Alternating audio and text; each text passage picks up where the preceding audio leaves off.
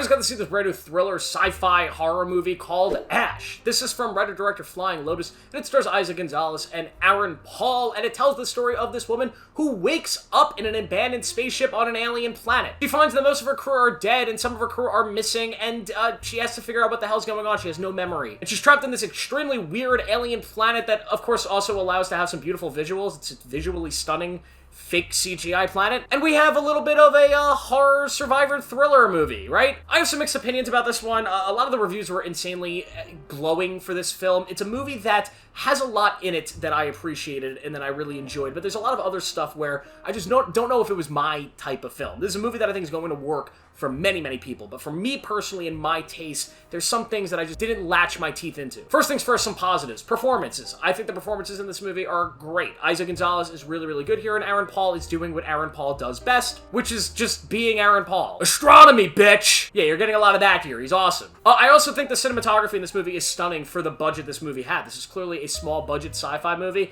and the cinematography and the visuals are phenomenal. They're very creative with their use of the camera. I thought the editing in this film was also really, really clever and well made. The lighting is really interesting. It's very red and blue, and everything feels very Blade Runner-ish in a weird way. I think this movie was just crafted really well from a technical level. I also like the sci-fi elements to it. I love the practical effects that they do with some of the third act stuff. There's a lot of gross practicality here that I enjoyed. There's just, on like a filmmaking perspective, a lot of stuff here that I'm like, fuck yeah. Like, I dig shit like this, like small filmmaking that has to go a long way to make some things that if you had a much larger budget, they'd be easy to do, but here, they had to be creative with some of the things that they do, and it's creative filmmaking. I love it. Even the costume design, like the spacesuits, I think look awesome in this film. My main problem with this film happens to be just the script. I think this movie's pacing is a little bit slower than I would have liked, and I think the film is definitely referencing and calling back to a lot of older 70s, 80s, and 90s movies in this same genre that I think do everything this film is trying to do, but a lot better. This just feels like a worse version of a lot of those classics, in my opinion. It doesn't really add anything unique to the genre it's trying to fulfill, except some, like, pretty cool visuals. It just feels like sort of an homage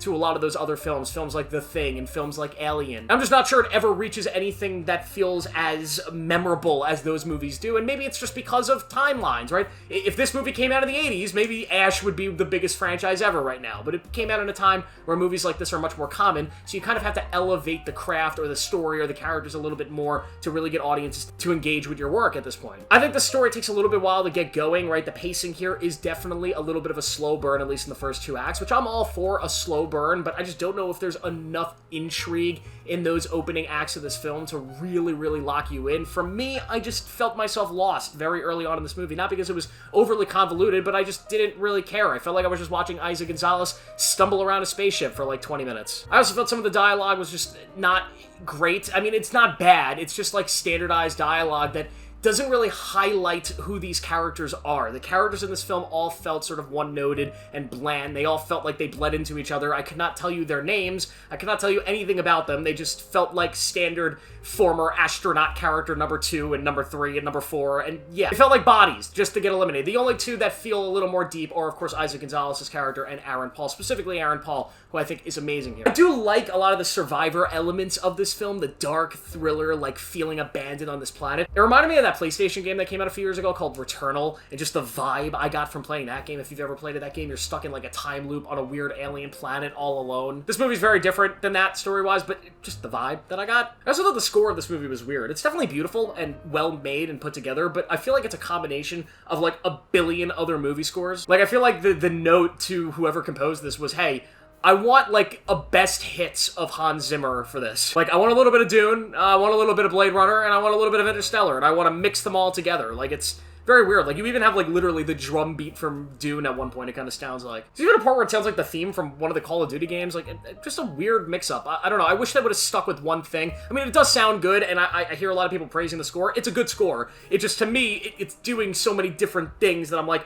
we should focus on one of those and just let it be that for the whole film, and I would have probably dug it a little bit more. This movie does have twists and turns, as all sci-fi thrillers do. The whole movie's a mystery. What happened to this crew? What's going on in this planet? You know, what's going on with, are there aliens here? Like, what's happening here, right? That's the big question of the movie. So, of course, they're gonna have twists and turns and reveals, and I think they're okay. They're sort of predictable. Like, if you've ever seen, like, maybe 2 or 3 movies that are in this genre, you could probably be like, I think I'm figuring out what's going on here. There was one little twist that kind of got me a little bit, but nothing here that really made me go, whoa, like that's nuts. Which just adds to sort of the boringness of this film, or the slow pacedness, is just the fact that you kind of aren't shocked by anything that actually happens here. Nothing really makes the slow burn feel fulfilling. Yet again, there's a lot here that I think people are going to enjoy. From a visual perspective and a filmmaking perspective, I absolutely love this thing. I love the editing, I love the cinematography, I love the lighting, I just love the set design, like everything from a production point of view, I really love. I just didn't dig the script and the characters all that much. I also thought there were kind of some cheap jump scares in this movie, and not jump scares in the way that like horror films usually do. Like, it's not like you turn a corner and like, ah! This felt like the cheap Alan Wake 2 type jump scares, where like a character will just be walking around and you'll get the random, ah! Pooh! Yeah, I hated those in Alan Wake 2. They're so cheap and so